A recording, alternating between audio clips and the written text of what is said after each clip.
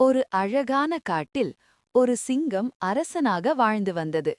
அது மிகவும் பலவானது, ஆனால் சில நேரங்களில் அகந்தையுடன் நடந்து கொண்டது. காட்டிலுள்ள விலங்குகள் அதைக் கண்டு பயந்தார்கள். அதே காட்டில் ஒரு புத்திசாலி நரி வாழ்ந்து வந்தது. ஒரு நாள் சிங்கம் பசித்தபோது நரியை பார்த்து, "இன்று நீ என் உணவு" என்று சொன்னது. நரி அமைதியாக, "ஓ அரசே, உங்கள் பலம் பெரியது, ஆனால் சில நேரங்களில் புத்தியும் அவசியம்" என்றது. நரி சிங்கத்தை ஒரு கிணற்றருகே அழைத்துச் சென்றது.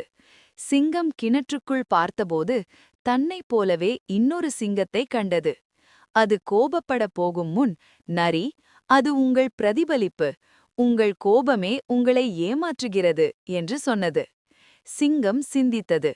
உடனே தனது தவறை உணர்ந்து, "இன்று நான் ஒரு நல்ல பாடம் கற்றுக்கொண்டேன்" என்றது. அந்த நாளிலிருந்து சிங்கம் தனது பலத்துடன் புத்தியையும் சேர்த்து எல்லா விலங்குகளுடனும் அன்பாக நடந்தது.